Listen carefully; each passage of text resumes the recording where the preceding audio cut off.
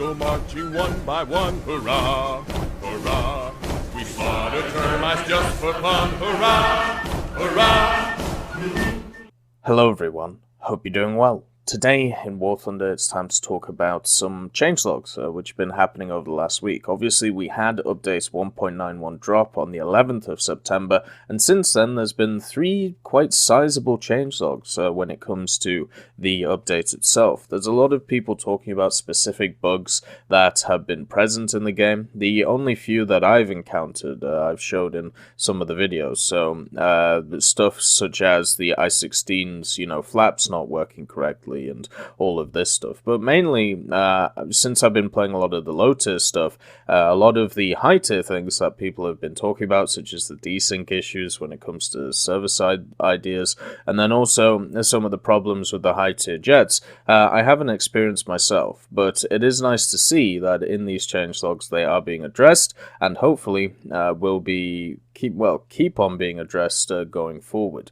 And yeah, it's kind of as simple as that. The other thing I do want to note is after scouting the last few days with the mechanic in War Thunder, it seems to have been changed again, and I will ask for another clarification on what has happened with scouting, because after update 1.89, it seemed like they tied scouting to some form of crew skill, maybe the absolute detection skill, and I asked 3 to 4 to 5 times about it and was unfortunately never given an answer.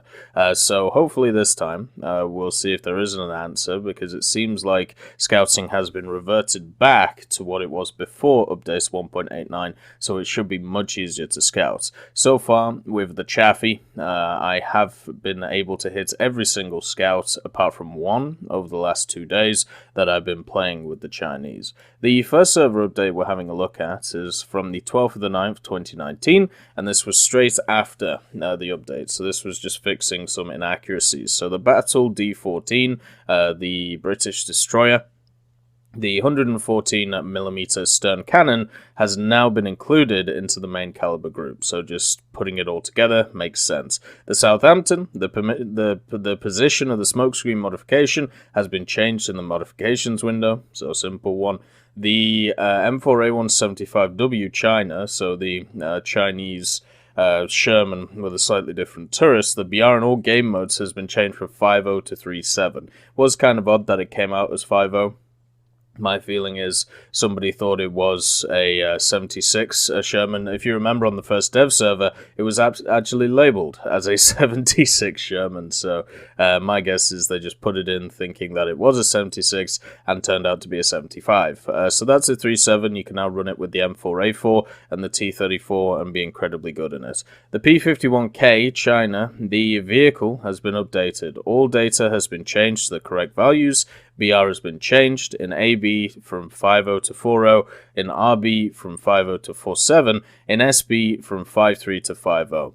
It didn't make a lot of sense that the P-51K was a higher BR than the P-51D, because the only difference between it, or at least should be historically, is that the P-51K had a slightly different propeller and a proper. And the reason for this is because, the demand was so high for the propellers back then that one factory decided to make them in-house instead, and that became the P-51K. So seeing it at 5.0 compared to 4.7 in realistic didn't make a lot of sense, but it's nice to know that it's back to normal now. The Swift F1 and F7, the type of aircraft has been changed, and the takeoff from an aircraft carrier has been removed. Yeah, they're not naval aircraft, they are land-based aircraft, which is nice.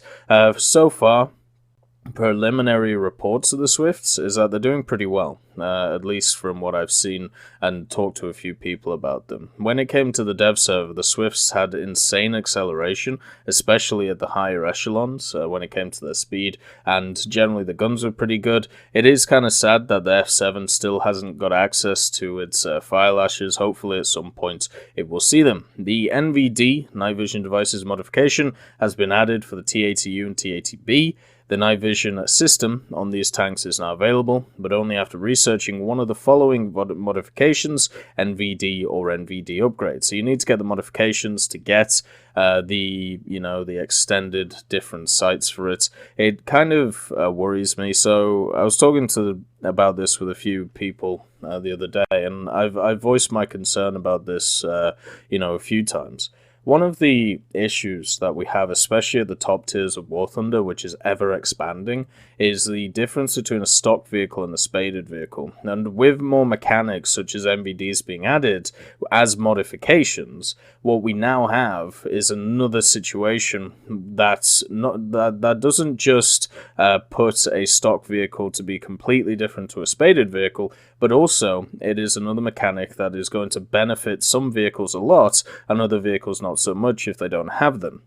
This may actually be a BR altering mechanic, meaning that if a machine has thermals, it is so much more better than a machine that doesn't have thermals, as long as the resolution is high. So I think we might see some drastic BR changes because of this one single modification. And also, they haven't seemed to have implemented the more night battles yet, or at least I haven't been seeing any. So my question is, are they waiting for people to get a bunch of these modifications, and once a threshold has been hit, are they going to introduce more night battles, or is it just going to stay the same? We'll have to see. The NVD has also been added for the following vehicles: the M41, the M42, the T-54E1, T-92, the M48A1 China. The NVD are available while in the driver and the third-person view. Due to the addition of the new modification, the research costs and purchase costs in GE and SL of other modifications have been slightly changed, which makes sense. They always do that. I personally hope that when it comes to the NVDs that you don't get them in third person. It doesn't really make a lot of sense to me, and would also limit their capability. It just, if the NVDs are either if they're tied to the commander's view, or if they're tied to the gunner's views, so if they're tied to the sights or the binoculars, that makes sense to me. But as a third person view, it doesn't make sense at all unless all of the crew members have access to it, which I don't think is really ever the case when it comes to especially stuff like the M42 and the M41. The next set of updates, this was on the 13th, so a day after. This was 1.91.0.57 and 1.91.0.58. So we'll go through 5.7 first, since that was technically before it. So the bug where the depth charges on the number 13 Type 1944 Sumner, the DD692, were displaced incorrectly has been fixed, so a minor bug, but good that it's fixed. The Hawk 3, a visual bug where the propeller was always displayed as damaged, has been fixed. That was kind of a funny little bug. But as I said, this was fixed, a day and a half after the patch released. The S-38, MGB-75, and the Kuma, the flag animation has been fixed. So, you get to fly it in the wind. The MiG-19 PT and F-3D, the indicator for the lead marker point for weaponry with radar capability, has been disabled in RB and SB. Radars on these aircraft were only designed to work with the gyro sight in the cockpit, and the data for shooting from the cannon has not been calculated accurately enough, so the radar indication in the hood for third-person view has been displaying incorrectly. Instead of this, we have implemented a correctly working gyro sight in the cockpit, which receives data from the radar and displays the lead marker position for cannons based on the information available. The effective operating range is about 500 meters. When aiming shooting, the aircraft should not make sharp maneuvers, otherwise the sight will not be able to display the correct lead marker. That sounds awesome, that sounds really cool, and the fact that they've done it realistically is great. Now, could we please use that logic and put it in here and get rid of the third person mode? Because the thing is, right, so what you've basically done here is on the 12th, you've added in a completely unrealistic night vision mode in a third-person view. And in this mode, you've taken away an unrealistic third-person view and put it into first-person mode. So the problem is here is you now have two states. You have one which is doing the opposite to the other, therefore you have to make sure that they're equal to each other, otherwise people can just pick you apart and just say, well, why have you done this way and done that way, which is what I'm doing right now.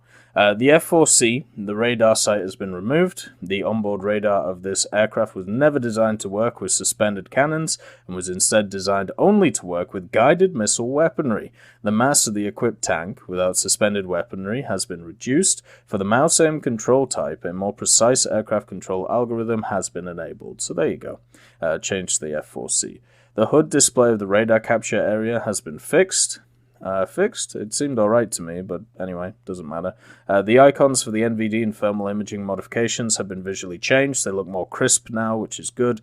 The display of smoke plumes from the jet engines of other aircraft have been fixed. There was a few aircraft. I think this affected the Swift. It also affected the LA-200, where you had not just smoke coming out of the back of it, but you also had smoke coming out of the front of it.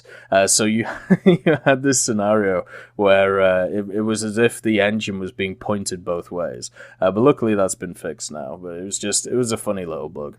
The display of the Tanker Badge Silver and Tanker Badge Gold award has been fixed. Well, that's nice.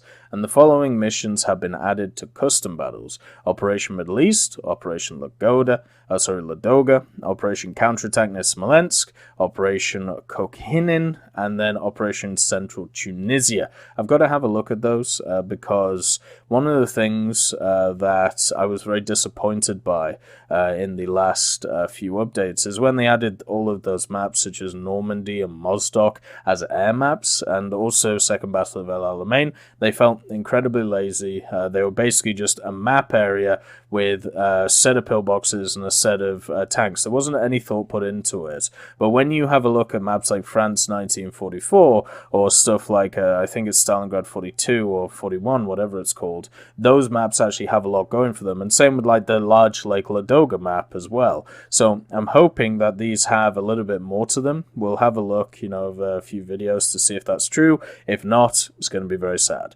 The next one, the M8 China crew displayed in the X-ray has been fixed. So that's lovely. Cardboard Man is gone. Rip Cardboard Man. And then we're on to 0.58, so I nearly forgot about it. The Fairmile A ML100, the incorrect positioning of the aft and fore guns has been fixed. Lovely. The Stinger, Mistral, and Igla air-to-air missiles will no longer react to IRCM. Okay, so they've got even better. Now, those three missiles are easily the best in the game right now. They are only attached to helicopters and ground vehicles. We'll see once aircraft get attached to them, but there has been a push towards giving stuff like airplanes, countermeasures against these things, and I definitely think that should be recommended for the next few updates. The F-4C, a bug resulting in low efficiency of the fuel pumps in afterburner mode, which resulted in a loss of thrust and 40 to 50 kilometers of speed, has been fixed. So that's another nice little buff to the Phantom 2, getting rid of a bug. The Eurocopter Tiger, the Westland Lynx, the G-Lynx, and the Phantom. The mass of HAP launches has been fixed, so they've reduced them, so now it should be overall lighter when it's carrying that. The roundels and insignias and decals for the US, Germany, Soviets, Great Britain, and Axis have been moved to the roundels and insignias section. The requirement for acquiring decals haven't changed, so they've just moved them around. I hope soon we see like the Chinese decals, because I remember reading that they were going to come into the game in update 1.91, and there doesn't seem to be an area for them yet, so that's something to look forward to as well. Something to grind towards and, be happy about. Because they added a bunch of profile pictures in, they added a bunch of naval decals in, and I'm very happy about that, but at the same time, it's always nice to get more of that stuff. So kind of like secondary, I see it as like secondary grinding stuff. So like with the medals which have been added and with more of the decals, they're just stuff that you passively grind while you're doing your normal grind. And having more little challenges along the way is always a good idea to keep the mind occupied. So this was from the 17th of the 9th, so today, and this was the big sound fix that a lot of people were asking for, including myself. One of the problems I was having in ground was that planes were incredibly loud and tanks were just not loud at all. And I was also having issues hearing other tanks fire, meaning that I would just get hit out of nowhere, have no idea where it came from, and therefore could not respond accordingly. And this wasn't because I was reading the markers wrong, and it was just the sounds were just not there. Same with engine sounds were all over the place, so hopefully these sound changes have affected this, because otherwise, you know, we're just going to keep getting shot and nothing's going to go on. You're going to have to look for smoke plumes instead of try and react to sounds. So the volume and position of the cannons for players' ground vehicles from the gunner and third-person views have been adjusted. That's good. The sound for allied and opponent guns have been more clearly positioned, thank Christ. The volume of transmission-related sounds has been halved, so you're not going to hear the clunks as much instead of everything else. The sound of switching in and out of the binocular view has been replaced by a quieter, less pronounced sound. Well, that's lovely, because switching views, you don't want to hear just massive clunks. Kind of like when you go from third person to a cockpit, it does completely change the soundscape around you. The volume of positioning of engine-related sounds for allied and opponent ground vehicles has been changed so that they're more clear and audible. Once again, thank God.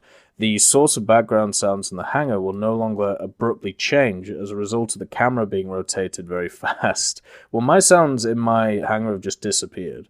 So I don't run music on the hangar just for videos. I don't really want to run into any copyright issues, even though most of it, or the majority, I believe, is free domain. There are, what will happen is you will get striked on a video because somebody did a performance of a specific song, and therefore they will strike you. So it's much better just to turn it off. But normally I have like this ambient noise. Sometimes it sounds like, you know, the sea if I'm on the naval section, or a little bit of clunking when I'm looking at tanks. And those have just disappeared. They've gone.